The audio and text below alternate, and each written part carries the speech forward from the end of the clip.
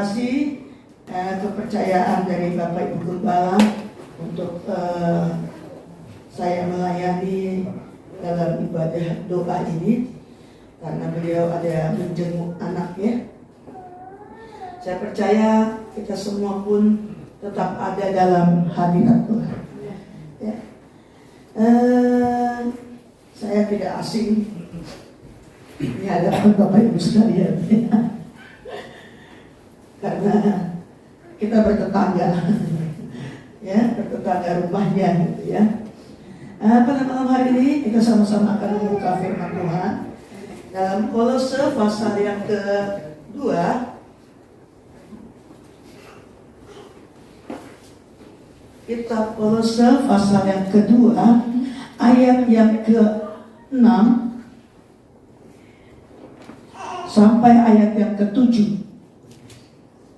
Kolose pasal 2 ayat 6 dan 7. Demikian bunyi firman Tuhan. Kamu telah menerima Kristus Yesus Tuhan kita. Karena itu hendaklah hidupmu tetap di dalam Dia. Hendaklah kamu berakar di dalam Dia dan dibangun di atas Dia. Hendaklah kamu bertambah teguh dalam iman yang telah diajarkan kepadamu, dan hendaklah hatimu melimpah dengan syukur. Jadi ada beberapa yang Rasul Paulus katakan kepada jemaat yang ada di Kolose, yang dikatakan menjadi orang-orang yang selalu disertai, yang selalu diberkati. Perjalanan kerohanian kita sebagai orang-orang percaya bukan sekedar kita beribadah, sekedar kita datang kebaktian, bukan. Tetapi di dalam perjalanan keiman kita sebagai orang percaya, saya percaya, sangat-sangat percaya, kita dipimpin dari satu tangga ke tangga yang berikutnya. Amin. Kenapa? Orang hidup itu pasti bertumbuh. Amin. Kalau yang gak bertumbuh tuh di tempat lain. Tapi kita yang ada, kita adalah orang-orang hidup. Dan orang hidup itu bertumbuh. Bertumbuh bukan secara fisik yang dimaksudkan oleh Rasul Paulus kepada jemaat yang ada di Kolose. Tetapi bertumbuh adalah bertumbuh dalam pengenalan kita kepada Yesus Kristus. Dikatakan di situ, kamu telah menerima Kristus Yesus Tuhan kita. Saya percaya di sini semua orang percaya terima Yesus. Amin. Nah, kalau kita percaya bukan tak sampai di situ kita percaya. Waktu yang Tuhan berikan kepada kita masing-masing berbeda. Tetapi yang Tuhan mau, kalau kita sudah percaya, ada satu pertumbuhan rohani. Yesus tidak mau, atau Tuhan tidak mau kita menjadi anak-anak terus. Kayaknya kalau dia nggak mungkin mamanya papanya bilang, udah nak kamu jadi anak-anak terus ya, jangan besar-besar. Nggak mau ya. Udah capek ngurusin kok anak-anak terus gitu. Pasti mau bertumbuh supaya cepat besar dan dia bisa berdiri sendiri.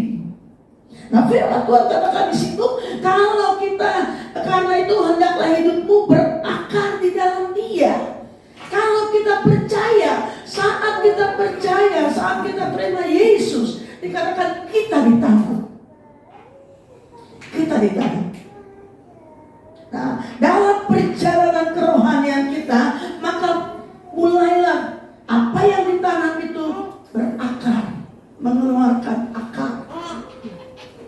Akarnya apa saja, saudaraku? Yang ayat 7 katakan, hendaklah kamu berakar di dalam Dia, dibangun di atas Dia. Amin. Bukan pengajaran-pengajaran yang lain, bukan. Tetapi kita berakar di dalam Dia dan dibangun. Saya katakan tadi ini berbicara tentang rohani. Dibangun rohaninya. Kalau kita masih diberikan waktu oleh Tuhan untuk dapat hidup dalam dunia ini, Kita terima Yesus sebagai Tuhan dan Juru Selamat. Kita bukan jadi duduk manis diam-diam saja. Rohani kita cuma hari Minggu, cuma hari Kamis, udah begitu aja. Tidak. Kepada kita diberikan pengalaman-pengalaman bersama dengan Tuhan. Pengalaman rohani, pengalaman iman. Amin. Apa tuh pengalaman iman? Apa tuh pengalaman rohani? Saudara dan saya dapat merasakannya sendiri.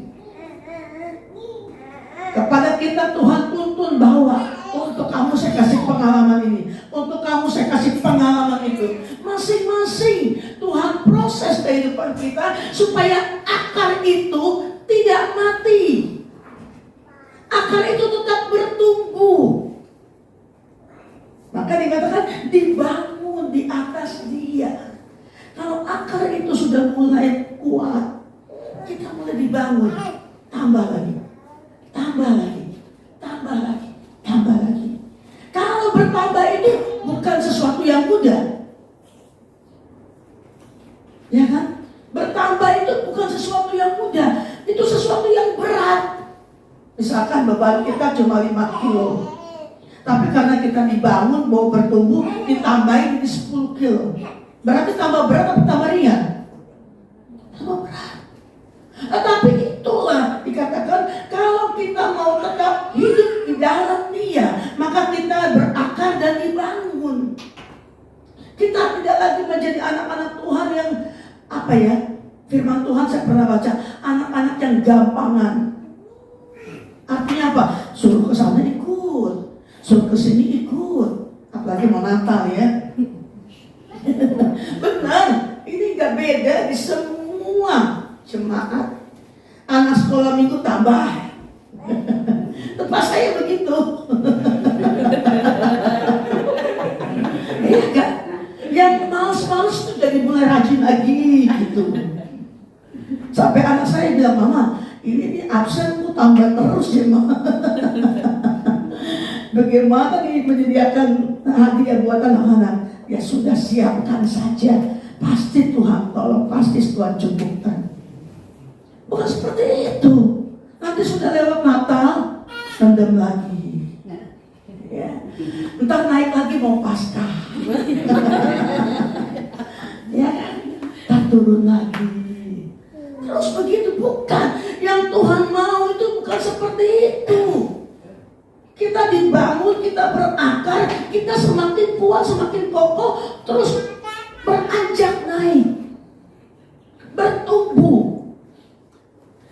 Fisiknya saja bertumbuh, mau tidak mau rohnya pun harus bertumbuh. Kenapa hari-hari ini kesulitan sekarang ini banyak dihadapi oleh orang-orang yang ada di sekitar kita? Bahkan tidak terluput dengan anak-anak Tuhan. Anak-anak Tuhan yang cuma cap Kristen gak akan tahan dengan keadaan-keadaan hari-hari ini. Kenapa saya gak tahan? Mereka tuh tidak tahan dengan hal yang jasmani. Kalau ada kesulitan, kesusahan yang menyangkut soal daging, olah, bagaimana caranya ya? Gak kuat. Sehingga banyak cara dibuat orang untuk bisa dapat sesuatu yang dapat memuaskan daging. Negara kita adalah negara yang dikasihi oleh Tuhan. Terlalu banyak berkat Tuhan. Ya. Saya pernah mendapat satu kiriman video. Itu dikatakan tahun 2023 orang memprediksi akan keadaan sulit. Tapi ada seorang hamba Tuhan katakan, Indonesia akan bisa bertahan, bahkan keluar dari kesulitan itu kalau banyak anak-anak Tuhan yang bertobat dan berdoa kepada Dia. Selama ini yang menahan segala sesuatunya adalah orang-orang percaya yang selalu duduk diam di kaki Tuhan, berdoa untuk bangsa, berdoa untuk kota. Jadi kalau kita mau berakar dan dibangun, teruslah kerjakan itu. Semakin kita mengasihi Tuhan, semakin kita mencintai Tuhan, semakin kita mencintai pekerjaannya. Bukan hanya untuk pribadi, tapi untuk pekerjaan Tuhan. Hari-hari ini mari lakukan itu untuk Tuhan. Karena apa? Waktunya makin pendek. Kita nggak punya banyak kesempatan. Saya seringkali katakan kepada jemaat yang ada di perlombaan kampung yang kami layani, hari-hari kita bergumul dengan hidup, bekerja dari pagi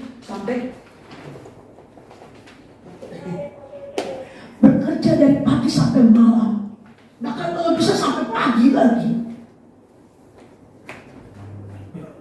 Kalau giliran ibadah, aduh nggak bisa nih, baru pulang masih ngantuk. Seolah-olah mereka itulah yang paling pintar untuk menghitung berapa banyak yang dia dapatkan. Mereka lupa semua sudah dalam rancangan Tuhan, semua sudah dalam takarannya Tuhan. Dicari pagi sampai pagi lagi, tetap hasilnya segitu. Kalaupun lebih, nanti ada yang bocor. Ngerti maksudnya bocor? Ada hal-hal yang kita nggak duga, itu akan keluar. Seolah-olah kita pintar gitu. Saya kerja dari ini, masih ada waktu, ambil lagi job lain. Masih ada waktu, ambil lagi Jadi waktunya Tuhan itu makin disempit. Kalau sempat ya ibadah, kalau nggak sempat nggak usah deh. Tuhan juga ngerti, ngantuk saya capek.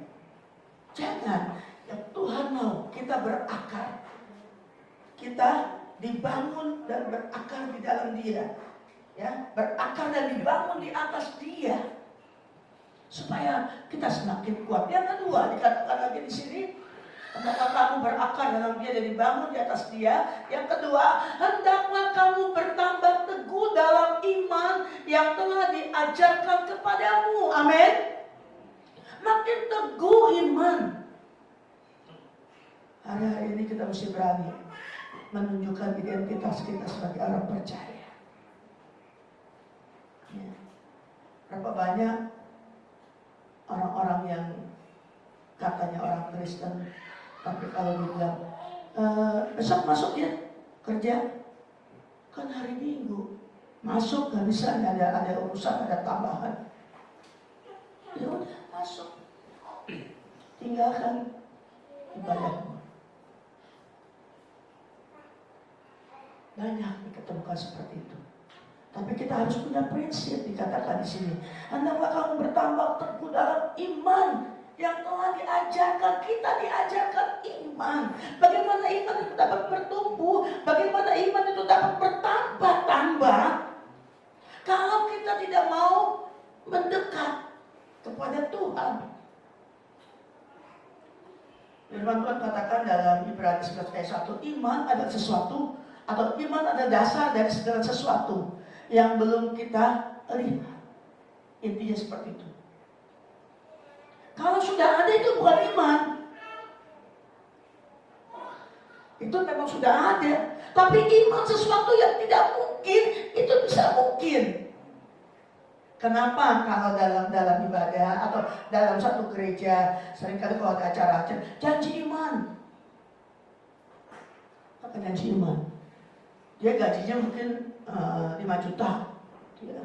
Tapi dia janji, Tuhan, saya mau kasih kau 10 juta. Orang bilang, gaji 5 juta mau kasih 10 juta. Udah gak beres dia.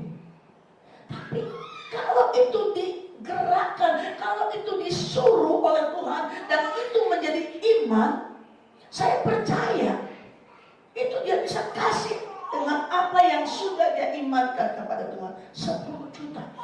Entah bagaimana caranya, Tuhan bisa kirim. Ada sesuatu yang gak terduga menjadi satu berkat buat dia, akhirnya dia bisa kasih. Tapi berapa banyak orang jangan kasih 5 juta, Aduh gak bisa deh, saya gak bisa kasih banyak-banyak deh.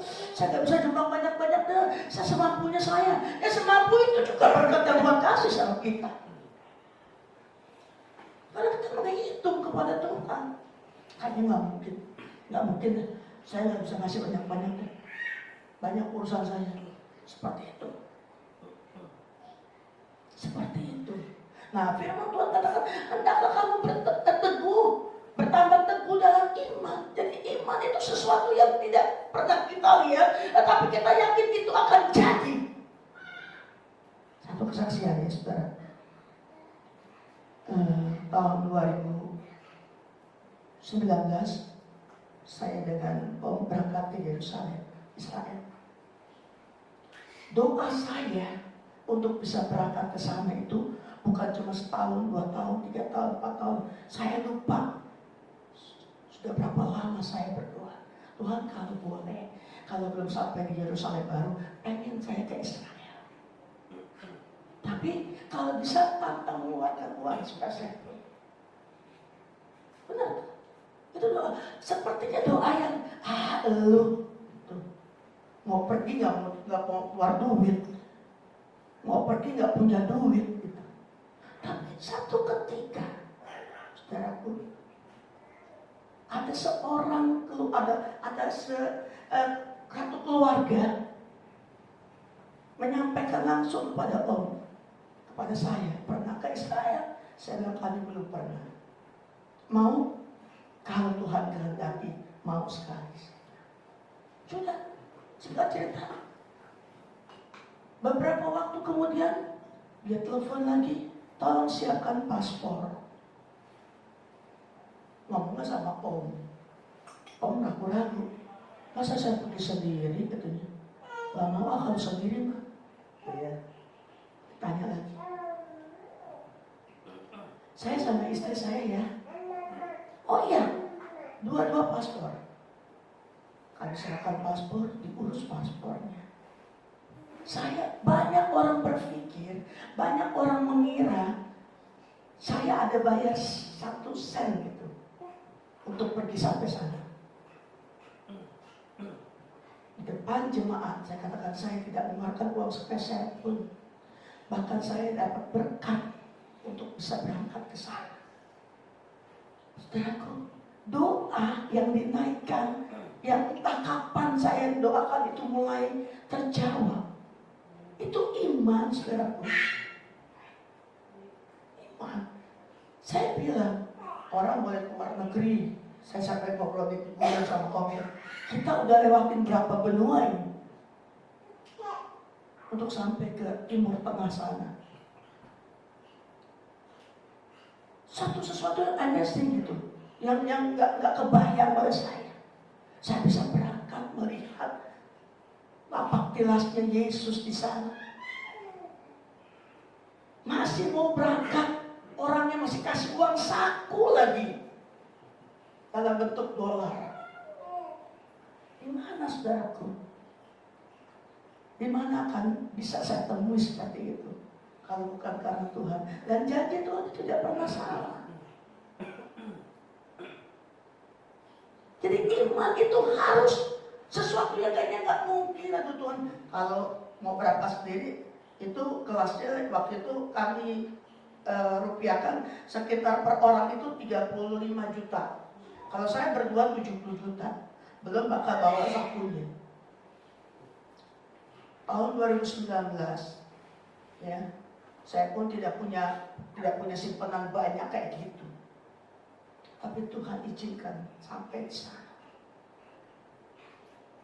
Saudara, ini iman yang harus kita pegang teguh, yang telah diajarkan. Buat apa kita dari sekolah minggu, bahkan dari rahim ibu kita sudah menjadi anak Tuhan, menjadi orang Kristen, tapi tidak pernah mengalami pengalaman iman bersama dengan Tuhan.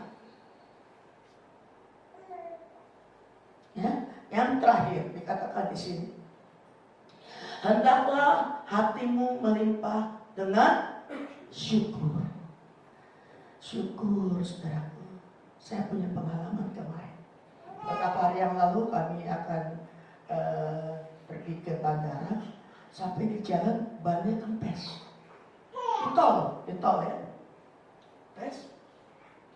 Waktu itu saya dengan Om dengan anak saya. Waduh. Om langsung bilang, mesti ganti ini. Kami ke pinggir. Mulailah. Tapi hati saya waktu itu tidak ada persungutan. Saya malah bilang, terima kasih Tuhan. Saya baru pertama kali ngalamin ban bocor, terus kerja sama-sama gitu ya. Saya bukain murnya gitu ya. Si Om udah mulai sedikit, karena panas sekali itu, pas siang panas sekali tuh, udah berkeringat semua. Tapi hati saya dipenuhi dengan ucapan syukur. Saudara tahu, dalam ucapan syukur tuh ada berkat yang Tuhan siapkan. Benar saudaraku, saya gak duga. Yang ada di hati saya, terima kasih Tuhan, saya diizinkan ini semua. Dan saya nyanyi, memang waktu di jalan dalam perjalanan kami setel tape itu lagu pujian, jadi kami nyanyi. Waktu menghadapi itu tidak ada rasa kesel, tidak ada rasa aku, nggak ada gitu. Hati saya bilang terima kasih Tuhan, terima kasih. Tapi berkatnya Tuhan siapkan. Jadi biarlah hatimu melimpah dengan syukur. Sekalipun kita ada dalam keadaan yang tidak menyenangkan, dalam keadaan situasi yang tidak kita harapkan. Mungkin kita lagi tidak punya uang, mungkin kita lagi menghadapi keluarga yang sakit, mungkin kita sedang menghadapi satu persoalan yang besar. Naikkan syukurmu kepada Tuhan. Tuhan akan bekerja dengan caranya yang ajaib. Dan biar kita pada malam hari ini Bapak Ibu sekalian menjalani peringatan hari kelahiran Yesus. Kita bukan sekedar acara-acara yang bikin rame, yang bikin meriah, bukan. Tapi makna Natal. Dia lahir buat saudara dan saya. Saya akan kesana sekali dengan satu ilustrasi.